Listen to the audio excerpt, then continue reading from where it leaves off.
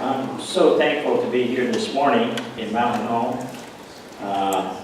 And I'm also thankful that my family is here with me today. My wife, Love, my children, my grown children, Vanessa, Caleb, Elijah. My youngest daughter, Shekinah, and my grandchildren, Kiriana, Acacia, and Orion. So let's just bow our heads for a minute and ask the Lord to be with us as we open God's Word. My God and Father in heaven, I am truly nothing without you. And I praise your name today for calling me out of darkness in this world and giving us the wonderful messages, wonderful promises that you've given us in your Word. As we open your Word this morning, Lord, we ask you to open our eyes that we might behold wondrous things out of your law. And give us words and thoughts of peace and not of evil, to give us an expected end. Thank you and praise you for this promise in Jesus' name. Amen. Well, I've always been attracted to reading and studying God's Word. And you know, as a Seventh-day Adventist, I've really always been attracted to reading the book of Revelation. But you know, even before I became a Seventh-day Adventist, I always enjoyed reading the Bible. And one of the chapters, one of the books that I enjoyed reading, besides Revelation, was Genesis. In fact, the first sermon I think I ever preached when I was still in college was from Genesis. It was Genesis chapter 6, verses 8 and 9. And I still remember the title of my sermon was Why Noah Found Grace in the Eyes of the Lord.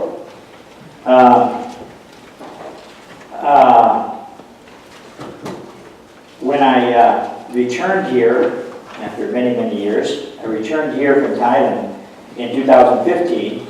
I had been working, my wife and I had been working, she'd been helping me, working on a book that I was writing, again, from Genesis. A book that I titled The Quest for Methuselah's Memoirs. It's a fictional account, but it's based on Bible verses, particularly from Genesis, most of them from Genesis. And it's an account of a businessman who almost, but didn't quite, make it to the ark. So it's, like I said, it's the way my mind works sometimes, and I thought, well, what about all the people that didn't make it to the ark? You know, what happened to all of them? I mean, we know that they were destroyed in the flood, but I wonder sometimes, you know, what happened to their lives that made them not make that decision. And so I wrote the book, and I just finished it a couple of years ago here. It's not a big bestseller. You can get it on Amazon, but it's not a big seller. I don't get a lot of, royalty from that, but I'm going to use part of it later on. I've got a couple of friends. I'm glad that my hecklers are here. Andy and Ryan are both here. They're going to play a part, and then John is going to play the part of Noah. And I'm going to use part of that book, the verses, the chapters, about three pages of that book, and we're going to do that skit. I'll be the narrator. But anyway, back in October when Pastor Tom first asked me to preach here at Mountain Home, I had just received a synopsis from a pastor friend of mine in Arizona who had been working on a sermon that was based on the five, he says there are five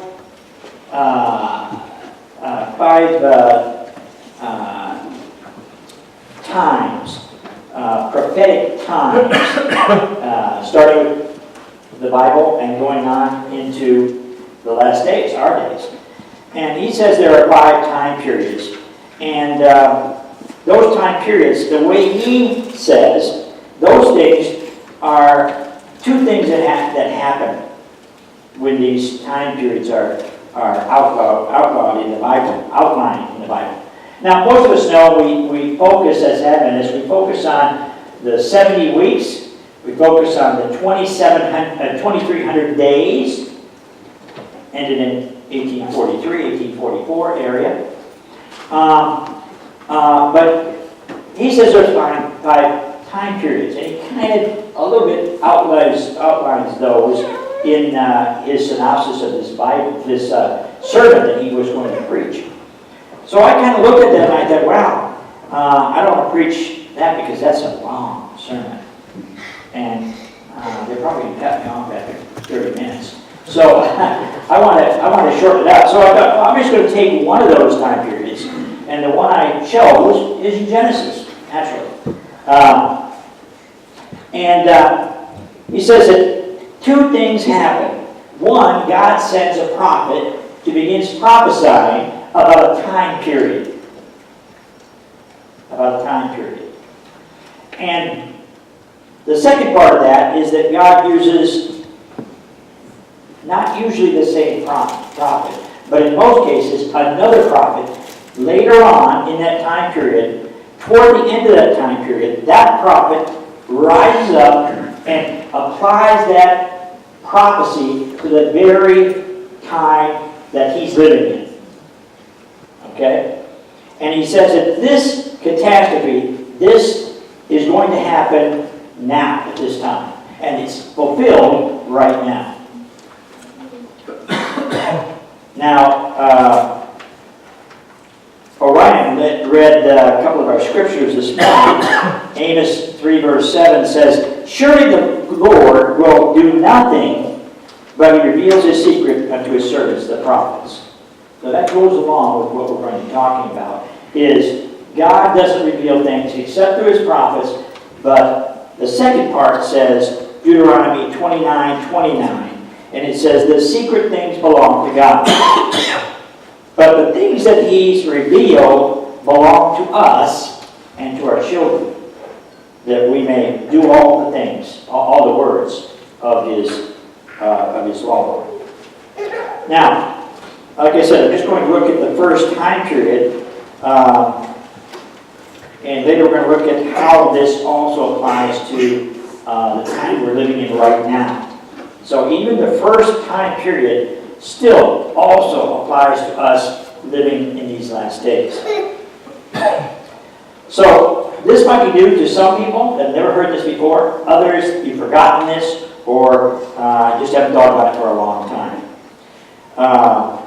Now, as we start, I want to point out 2 other things. That number one is that in the Bible, the remnant always refers to people who keep the commandments of God and have the spirit of prophecy. The second is that the remnant is always a small group. Okay? Now, the reason I say that is in Revelation 12, verse 17, it says the dragon was wroth with the woman who went to make war against the remnant of her seed, which keep the commandments of God and have the have the testimony of Jesus Christ. And in Revelation 19, verse 2, it says that the testimony of Jesus is the spirit of prophecy. So those are synonymous. As Seventh-day Adventists, we know that we have always identified ourselves as the people in Revelation that God talks about, those keeping the commandments of God and those who have the testimony of Jesus or the spirit of prophecy. Now the word remnant, I'm not a Hebrew scholar, and only got like 1 semester of Greek, so I'm not a scholar there. But I look these things up a lot of times in concordance, or in Strong's concordance, or other books. Sometimes I go to my son Elijah actually knows more Greek than I do. So I kind of ask him sometimes, hey, does this work out, But the word remnant in Greek and in Hebrew refers to what's left over, okay, or what remains. In Isaiah, and to back these up, look these up, Isaiah 11:11 says, it shall come to pass in that day, the Lord shall set his hand a second time to recover the remnant of his people. In Isaiah 16:14, he says, it shall come to pass in that day, but the Lord shall set his, the glory of Moab shall be condemned with all that great multitude, and the remnant shall be very small and feeble. In Jeremiah 44, verse 28 says, yet a small number that escaped the sword shall return out of the land of Egypt unto the land of Judah, and all the remnant of Judah.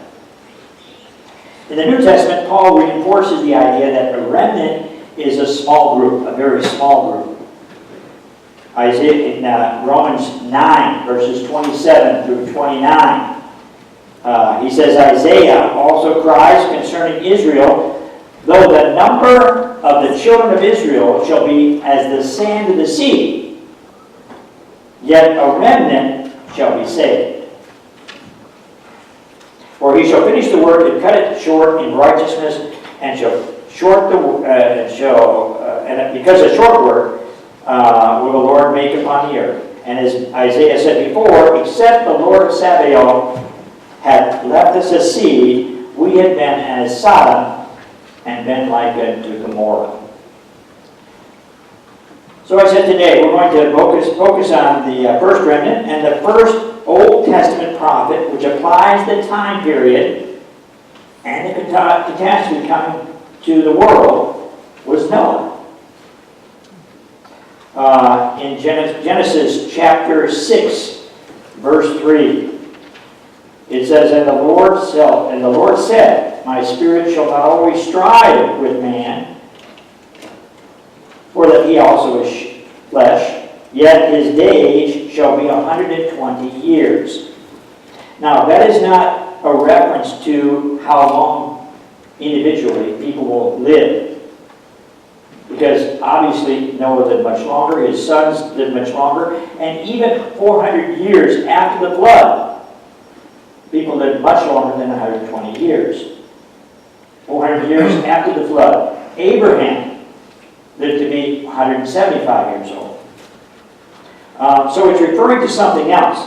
He says, I will destroy the earth. In Genesis 6, verses 5 and 6, he talks about the wickedness in the earth and how it has repented that he ever done this to create man. We can talk about that another time, but he says in verse 7, I will destroy man whom I have created in the earth. And so this reference, this 120 years, refers to the time period in 120 years destruction has come. And that's what Noah began prophesying.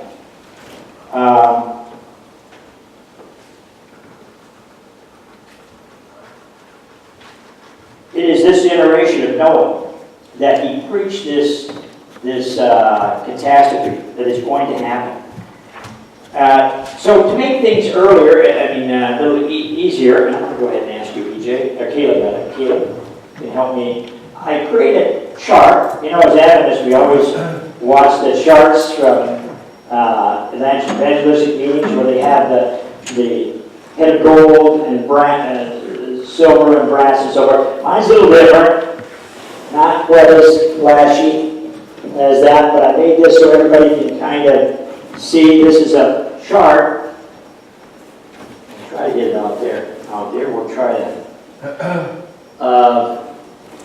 Starting with the time of the.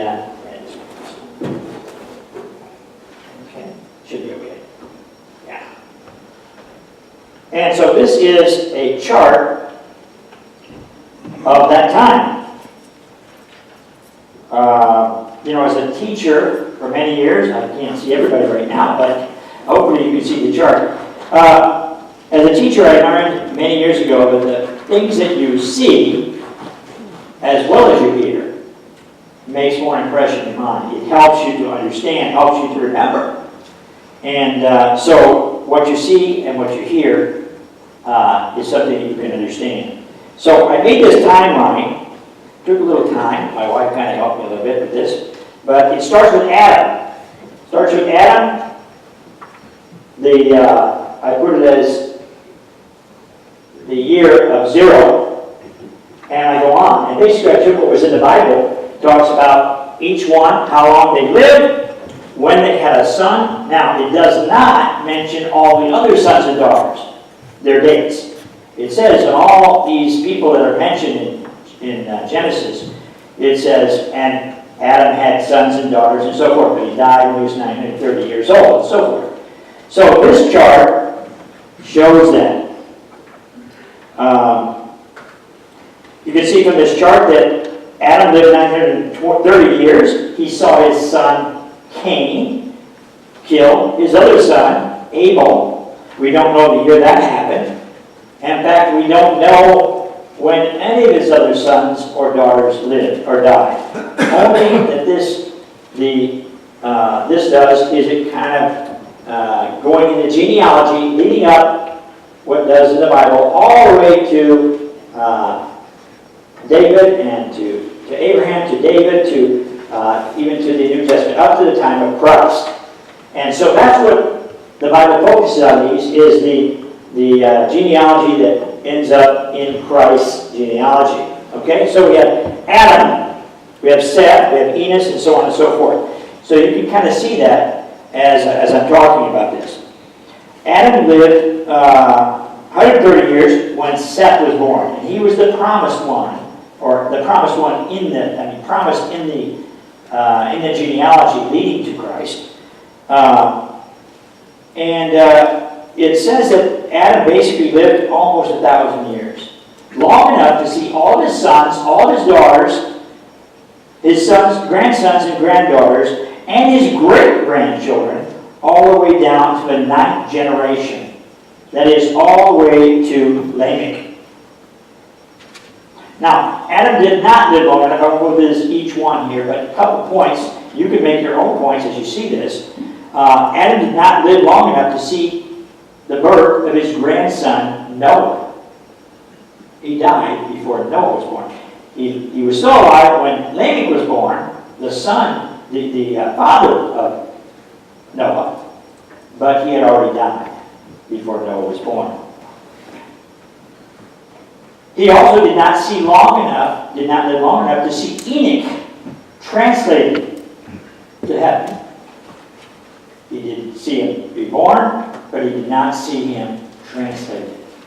So he had not seen the realization that somebody's actually going to live after all this happens. He only saw death.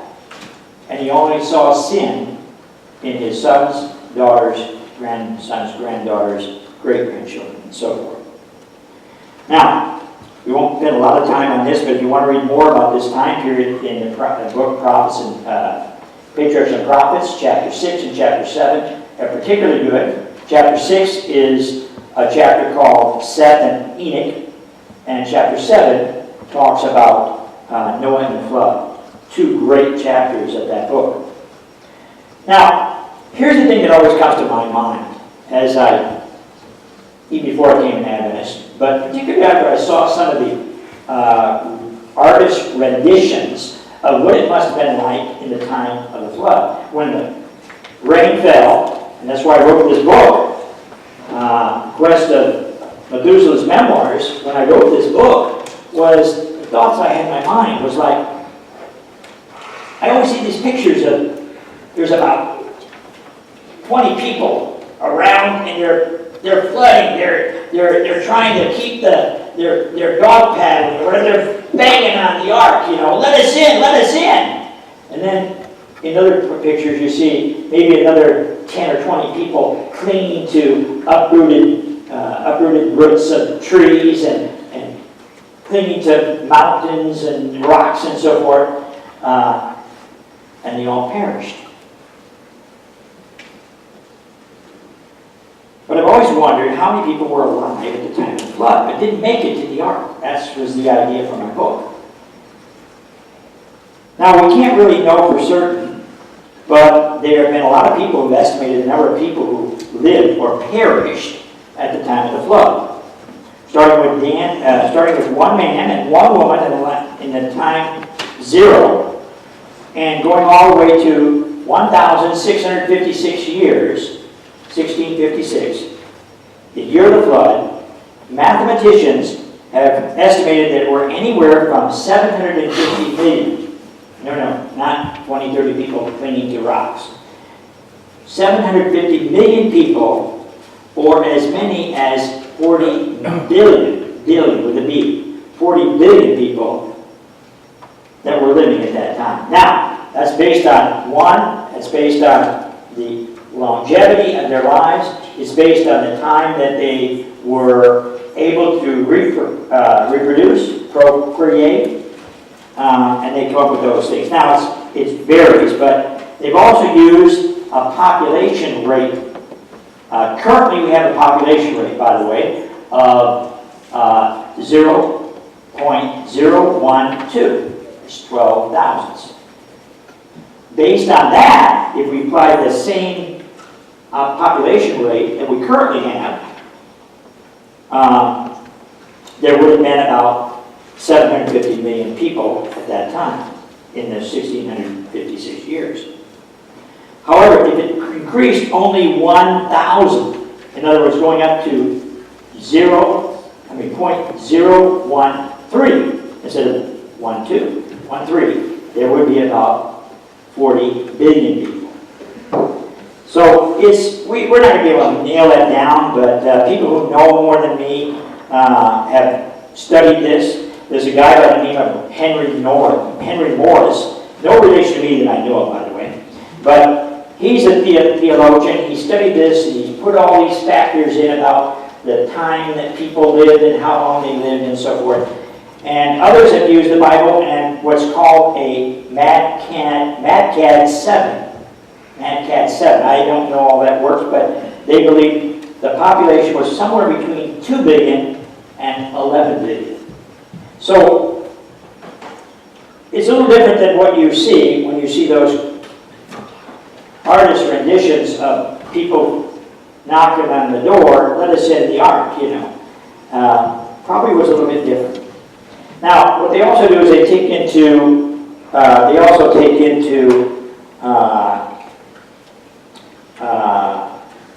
the factors of how many children lived and died at those times. Now, there's really not, you can go from that, except that if you go back in history, back to the time of Christ, there was a Jewish historian by the name of Josephus.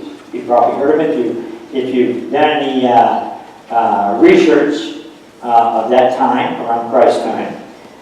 Josephus wrote a book called Antiquities of the Jews, Book 1, and in chapter 2, he says that Adam and Eve had a total of 55 children. Now, whether it's true or not, I don't know, but he says 55 children. He says in the book of Antiquities of the Jews. 33 sons and 22 daughters. Now, that may have been just passed down, mouth of word, so on and so forth. He also says that Lamech, not the Lamech of the father of Noah, but Lamech in Genesis chapter 4, if you read Genesis chapter 4, this is the 6th generation from Adam through Cain. He had, 6th generation of him, he had a son named Lamech. If you remember, if you read this, Lamech came in one day and he said to his 2 wives, so polygamy was already alive at that time, thriving at that time. And he said, my wives, I have brought the curse of God upon me because I killed a young man. So, and on this particular Lamech that, again, Josephus talks about, Lamech, through 2 wives, had 77 children. we know that there was a lot of killing, we know there was murder, we know there was crime, we know there was polygamy, because that's what the Bible says, at least at that time. But again, going back to what the Bible says, that we know for sure, is that after the flood, Noah had those 3 sons, and out of those 3 sons that we know of, they might have had more, but out of those 3 sons, we are recorded that they had 16 sons. That means they had an average of about 5 sons each. 5 sons each. Could have been more, but we know those 5. And guessing that they had an equal number of daughters, you know. So we're looking at, even after the flood, they had at least 10 or 11 children each, normally. Okay, now, most today, we don't have that longevity. We also don't have that long period of time when we can have a lot of children. Although some people still squeeze 10 or 12 children in there. You know, we do. But most of us nowadays is like 3 or 4, or maybe 1 or 2 or whatever. But even so, and there are others who have more children. Usually after 35 or 40 years, we don't have that many children. But you remember, after the flood, even after the flood, their time to procreate also shortened. 400 years after the flood, when Abraham and Sarah were there, Abraham was 100 years old. Sarah was 90 years old. And remember the story? She laughed when she heard that she might have children. She was 90 years old.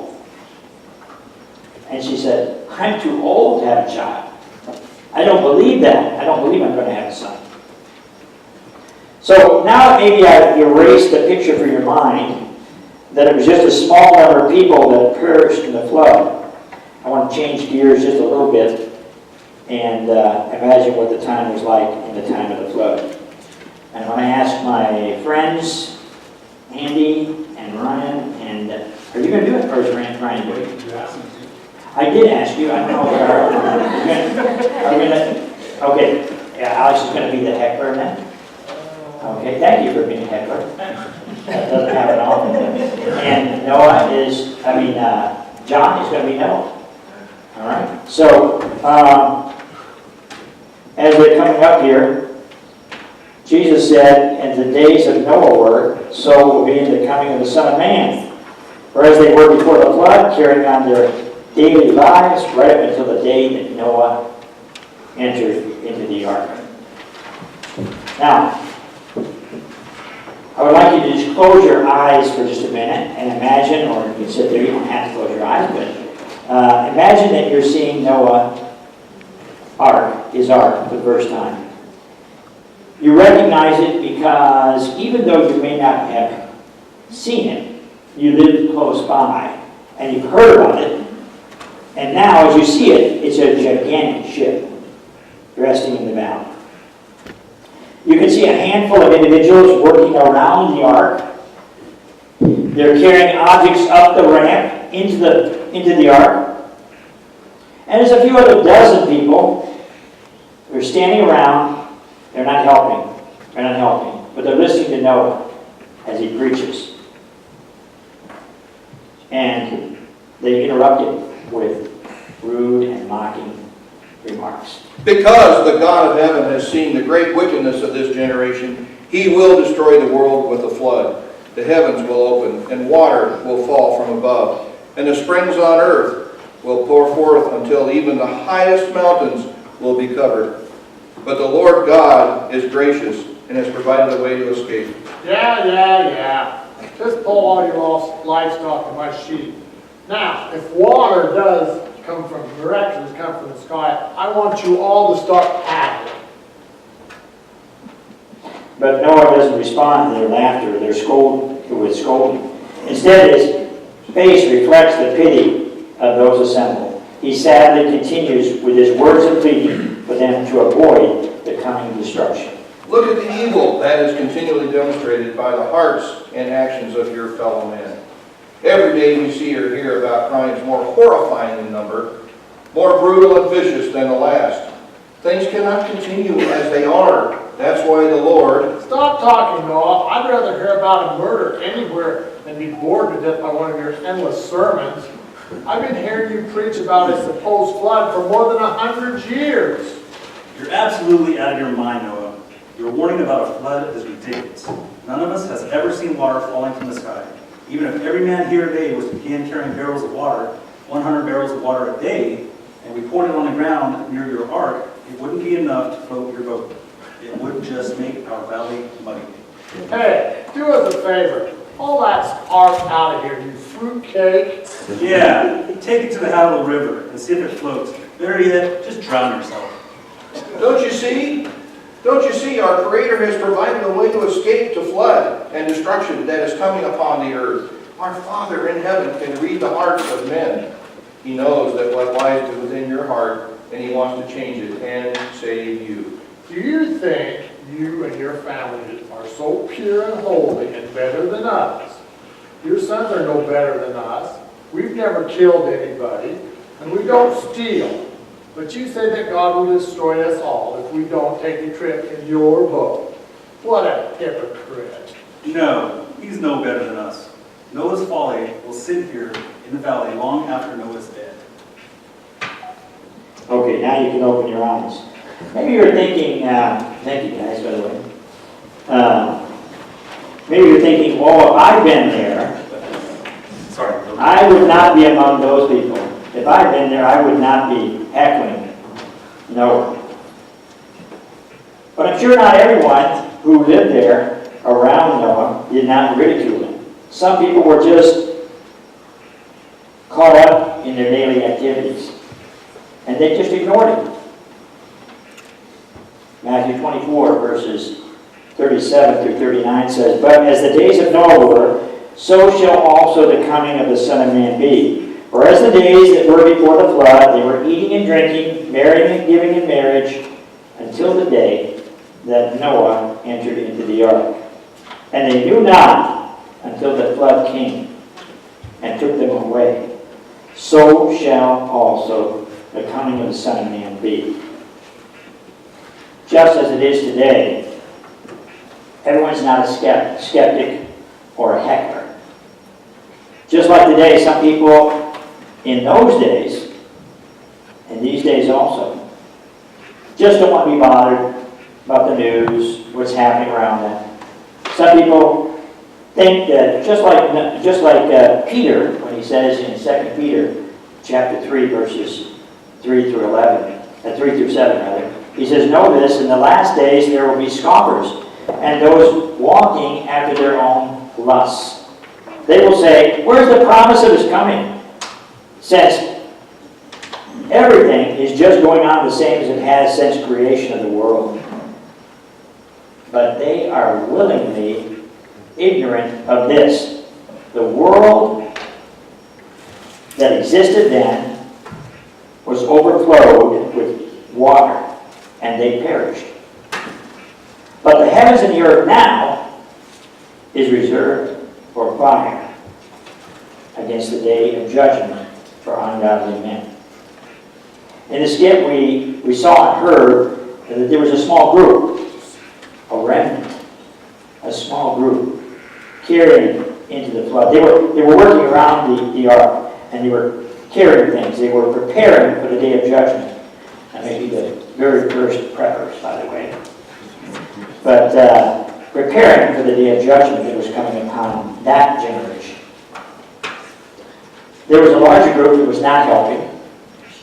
In fact, they were heckling Noah. And anyone who was just standing by listening, they might have given some serious thought to what Noah was saying.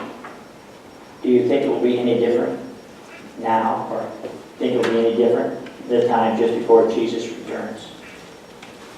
By the way, in this chart, I did use 1 inch equals 10 years. If you're wondering how I came up with that, 1 inch equals 10 years.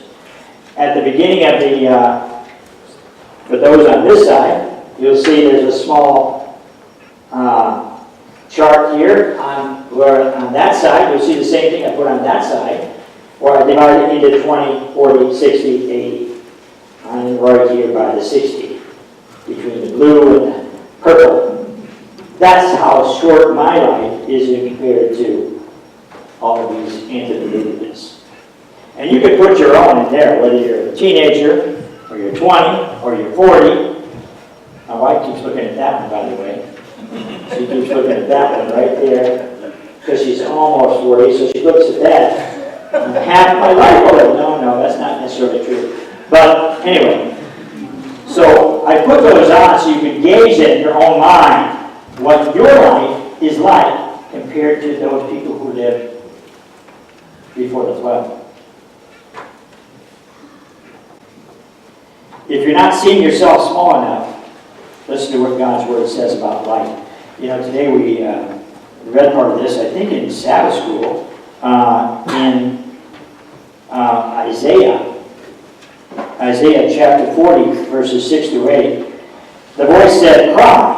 And he said, "What shall I cry?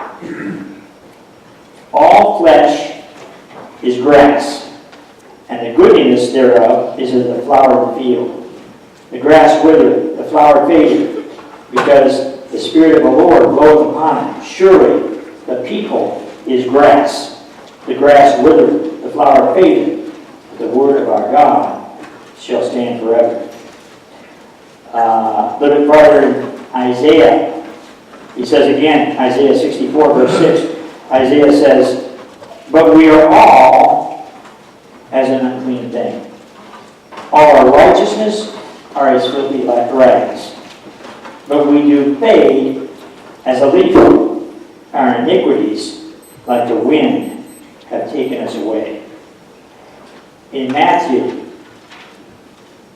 chapter 7, verses 13 and 14, Jesus said, "Enter in at the strait gate, for wide is the gate and broad is the way that leads to destruction, and many that go in there. But straight is the gate and narrow is the way that leads to life, and few," there's that remnant again, "few will find it." And as I end this study, it may sound like things are pretty hopeless. We are all grass.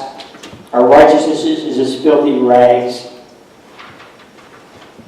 But in Matthew, Jesus also says, "Blessed are they which do hunger and thirst for righteousness, for they shall be filled."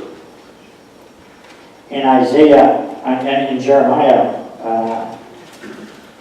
we read in Jeremiah 29, verse 11, says, "For I know the thoughts that I have toward you, or that I think toward you, saith the Lord, thoughts of peace, not of evil, to give you an expected end." Or another version says, to give you hope and a future. I'll share one more thing. I think this is Jen shared with us in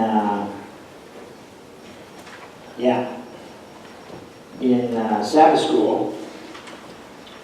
And it struck me as she read this. Isaiah chapter 43, verse 2. "When thou passest through the waters, I will be with you." What a promise for Noah and all those people, those 8 people, that remnant.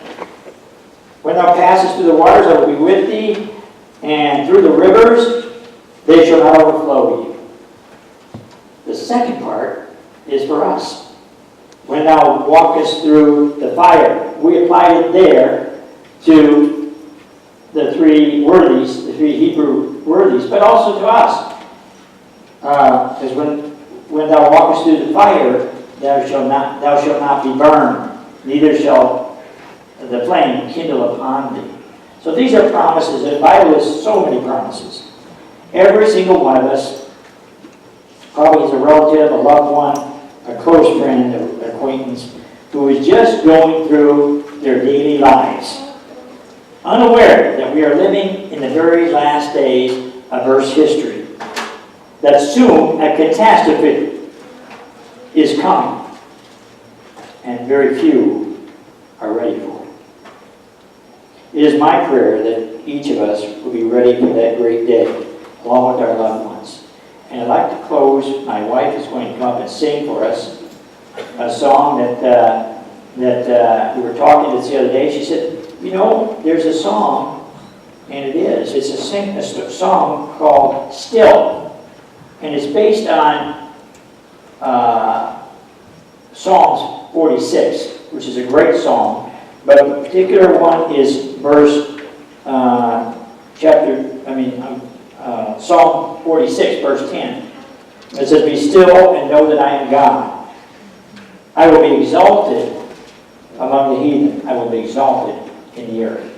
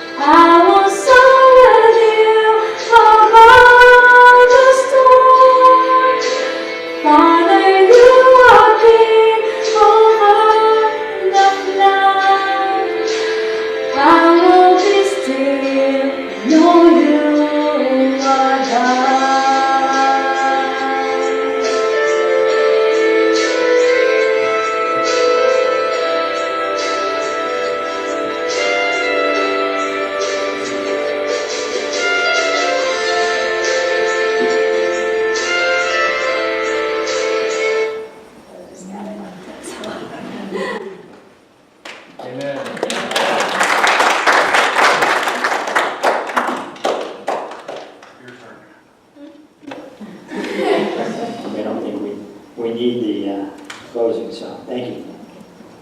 Let's bow our heads. Our God and Father in heaven, we thank you for the Sabbath. We thank you for these great promises in the Bible. We thank you that you have called us out of darkness to see the light. We thank you that we can be part of this pearls this earth's last history, the remnant. Lord, be with us now. Help us to do as Jesus has to do, to share, to invite others into the ark. Thank you, Lord, for hearing our prayer. Be with us as we leave this place. Help us to have the right words to say to each person we meet. We ask in Jesus' name.